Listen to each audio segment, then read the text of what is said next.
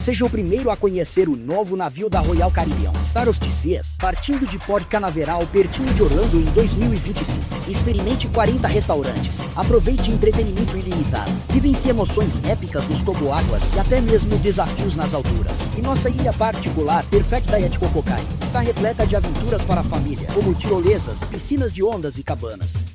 The next icon of vacations. Acesse royalcaribbean.com/bra. Aplicam-se termos e condições. Após 24 anos, a força e a honra retornam ao Coliseu. Dia 14 de novembro, chega nos cinemas Gladiador 2, a sequência do longa vencedor de 5 estatuetas do Oscar, com direção de Ridley Scott e estrelado por Paul Mescal, Denzel Washington, Pedro Pascal e Joseph Quinn. Uma experiência cinematográfica épica e imperdível. The Tudors Dynasty Podcast.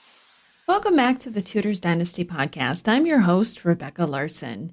And today we're unraveling the intricate tapestry of Marie Antoinette and Francis I of Two Sicilies, two royals whose lives were marked by grandeur, scandal, and dramatic turns of fate. We'll begin with the rise and fall of Marie Antoinette. Our story begins on a chilly autumn day on the 2nd of November, 1755, in the opulent halls of Austria. Marie Antoinette was born to the Holy Roman Emperor Francis I and Empress Maria Theresa. From birth, her life was steeped in the traditions and expectations of European royalty.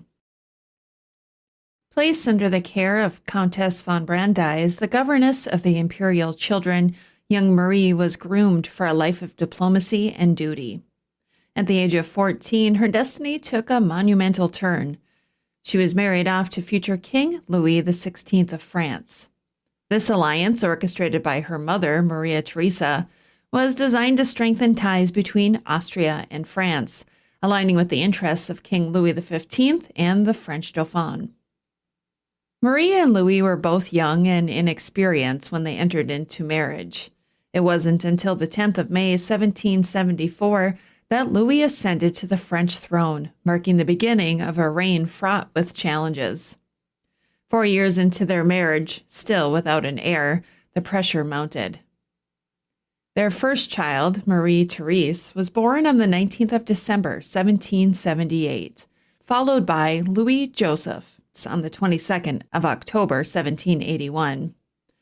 Tragically, Louis-Joseph succumbed to tuberculosis in 1789. Their third child, Louis Charles, born on the 27th of March, 1785, would later be titled the Dauphin of France after his brother's untimely death.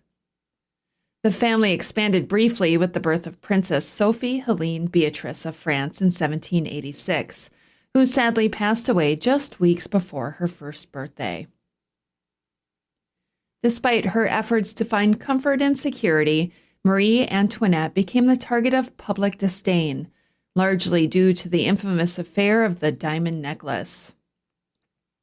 Although Marie had little to do with the scandal, the mere association was enough to tarnish her reputation irreparably. In 1772, Parisian jewelers Boehmer and Bassinger crafted a magnificent necklace intended for King Louis XV's mistress, Madame du Barry. With the king's death, their plans were thwarted. They approached Marie, but she declined, not wanting the necklace associated with the late king's mistress. Enter Cardinal Louis de Rohan, who, along with Jean de la Motte and others, orchestrated a deceitful scheme to exploit Marie's name. Using a look-alike prostitute to impersonate the queen, they convinced the cardinal to purchase the extravagant necklace. When the truth unraveled, Marie Antoinette's involvement, though non-existent, fueled public outrage and deepened the mistrust between the monarchy and the people. Fast forward to 1789. The French Revolution was igniting. France teetered on the brink of bankruptcy, burdened by lavish royal spending, poor harvests, and a nobility resistant to taxation reforms. King Louis XVI, pressured by mounting debt and public unrest, convened the Estates General on the 5th of May, 1789, a body that hadn't met since 1614. Marie Antoinette, along with Louis, indulged in extravagant parties and supported the American Revolution, further alienating them from their struggling subjects. The storming of the Bastille on the 14th of July, 1789, became a symbol of the people's uprising. Despite initial attempts at reform, the monarchy's resistance only intensified tensions. In September, Marie Antoinette urged Louis to resist the National Assembly's demands, leading to the storming of Versailles on the 5th of October, 1789. The royal family became hostages of the revolution, their lives marked by imprisonment, failed escape attempts, and increasing hostility.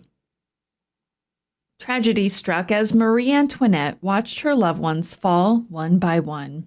Her loyal friend, Princess de Lamballe, was brutally executed, and her husband, Louis XVI, was guillotined on the 21st of January, 1793.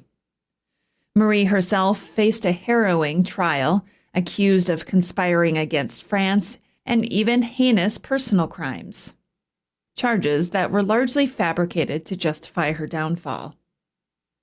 On the 16th of October, 1793, Marie Antoinette met her end on the guillotine, a symbol of the revolution's unforgiving nature. Her children, too, suffered. Louis Charles, the young Dauphin, died in prison, his spirit broken by abuse and neglect. Marie Therese survived, but her life was forever marked by the shadows of her family's tragic legacy. Marie Antoinette's life was a complex interplay of privilege, power, and peril. Her Austrian heritage, lack of heirs, and the affair of the diamond necklace, combined with a lavish lifestyle amid national poverty, set the stage for her tragic end. She remains a figure of fascination, embodying the excesses of the ancient regime and the volatile tides of revolution.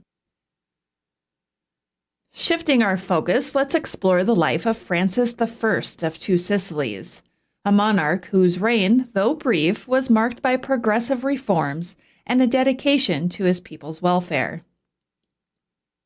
Born on the 14th of August, 1777, Francis was the son of Ferdinand I of Two Sicilies and Maria Carolina, Queen of Naples.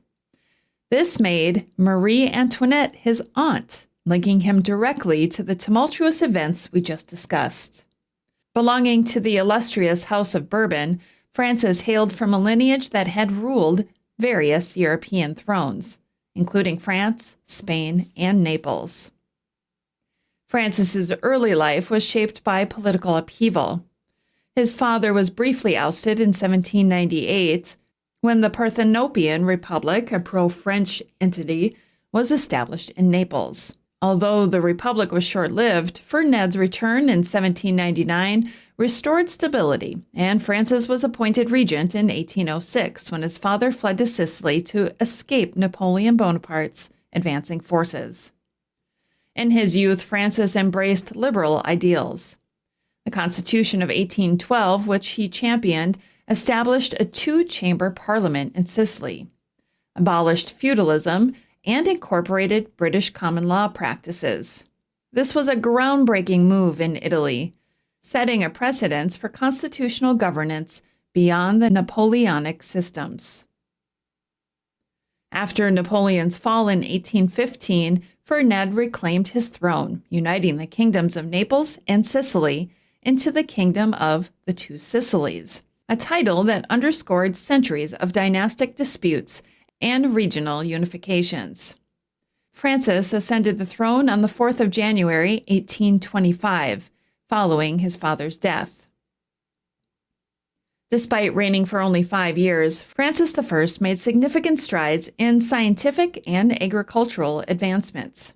He introduced innovative systems for cultivating and irrigating land, and focused on animal breeding, demonstrating his commitment to modernizing his kingdom. Francis's personal life was equally eventful.